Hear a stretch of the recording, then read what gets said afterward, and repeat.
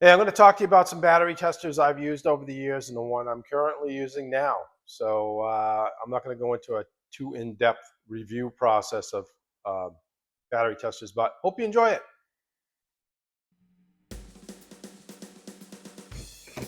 Okay, so the first battery tester I'm going to show you is this Centec. It was from Harbor Freight. I've had this thing for years. I actually forgot I had it. It was in my toolbox. Back when I was doing small engine repair, I would just use it to test batteries from lawn tractors and stuff like that. But so I went to hook it up. They're going to hook it up for you now, and this is what it does right now. So you can't get out of it. It doesn't let you do anything. It just sits there and randomly gives you numbers. So I don't know what its problem is. It does say low on one side. I looked for an internal battery. I can't find one. I don't believe. I'm going to pull this cover off it. And I'm not taking all those screws out of it to see if there's an internal battery. But there might be, but it did used to work. So anyway, I'm going to move on to show you what I used next. All right, so this is a Snap-on tester I've used for years. I've had it in my toolbox. Use it every day for the longest time. DEC S150, and it works just fine. You can use it as a voltmeter. It's cold right now. So there's a voltmeter. You can go back. So you can do here's your battery test right here. So what do you want to do? Do you want to do automobile, or you can do motorcycles? You know, smaller batteries.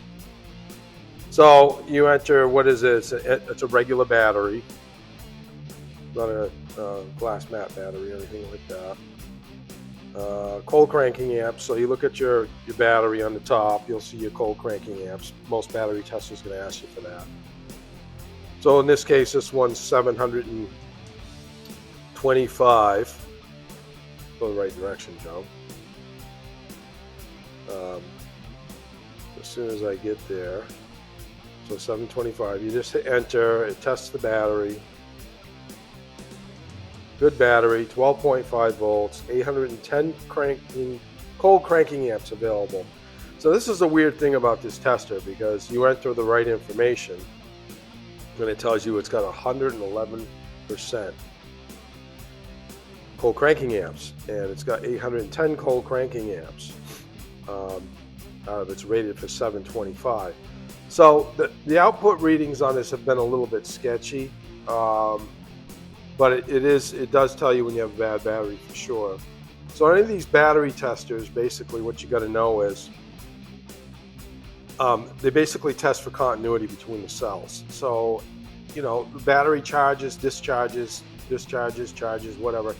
Over time, what happens is the cells sulfate, and they, you know, have continuity between each other, and they eventually short out. So this one doesn't ask you for a temperature or anything like that. And the other thing I don't like about this is I can't print anything off. So every oil change I do a battery test, and I just tell the battery, tell the customer the battery's bad, and they're like, okay. They'll say replace it, or could you show me? So I'll have to hook it back up and show them. You know, and you know, that's kind of, I don't know. My customers trust me, but I like to have something to show them. So, but this is a good tester. It's pretty pricey. Snap-on stuff's pricey. You know, you get what you pay for. Works quite well. So I'm going to move on to the next one that I've been using. Okay, hold on.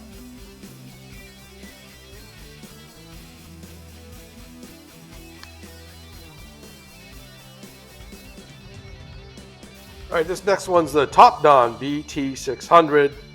This has a built-in printer in it, and it'll give you more options than the Snap-on one I just showed you.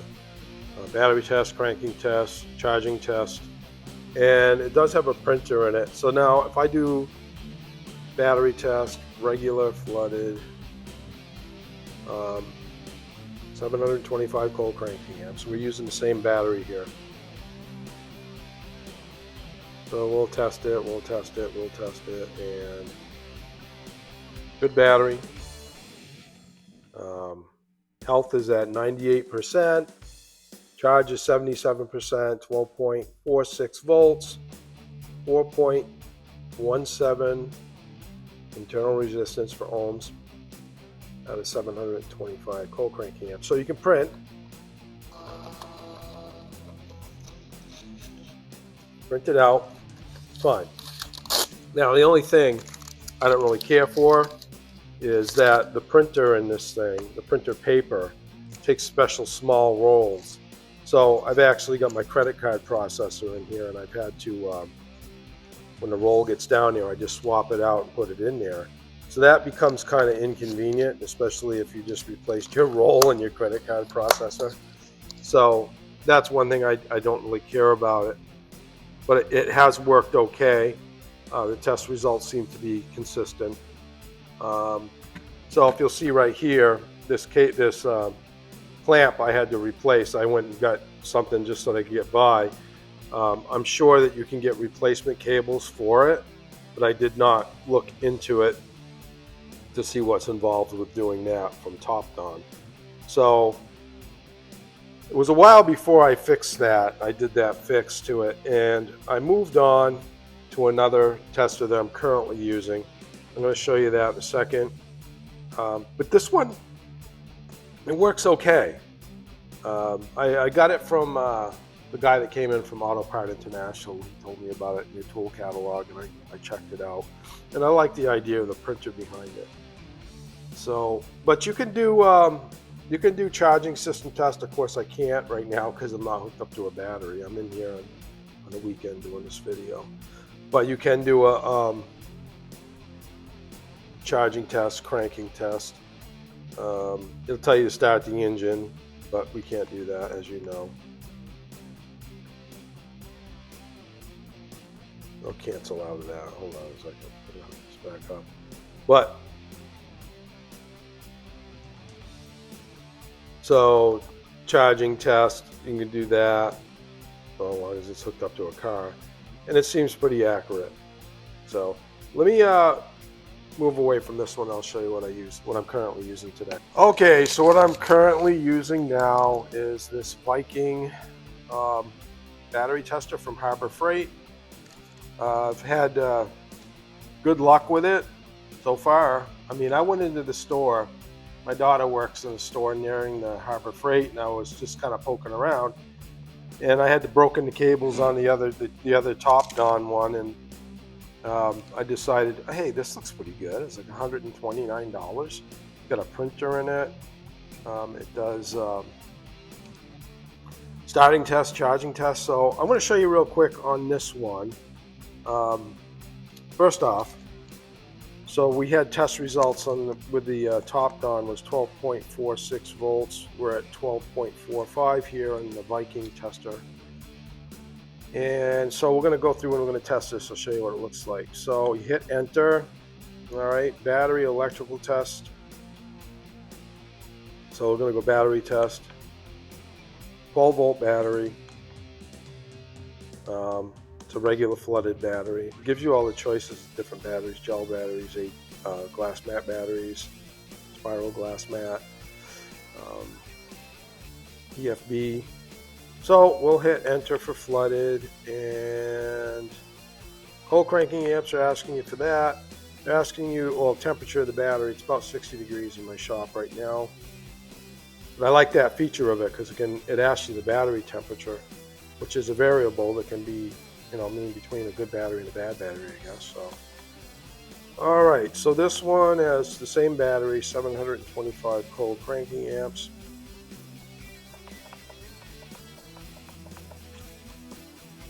Hit enter. In vehicle battery test. No, it is not. So here we go. Test result, good. Flooded battery, health is 100%, state of charge 76%, Battery voltage 12.41.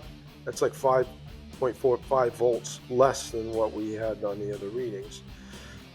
So that's kind of weird, but it's not that big of a difference. Internal resistance 3.41 ohms. So the lower the resistance reading, the better. And usually like a new battery or almost a new battery will read right around there. Once that resistance gets up to 7 or 8 or whatever, it's usually junk. So yeah, it tells you measured cold cranking amps 914, temperature 60 degrees. So if we go back and you want to print this to show the customer,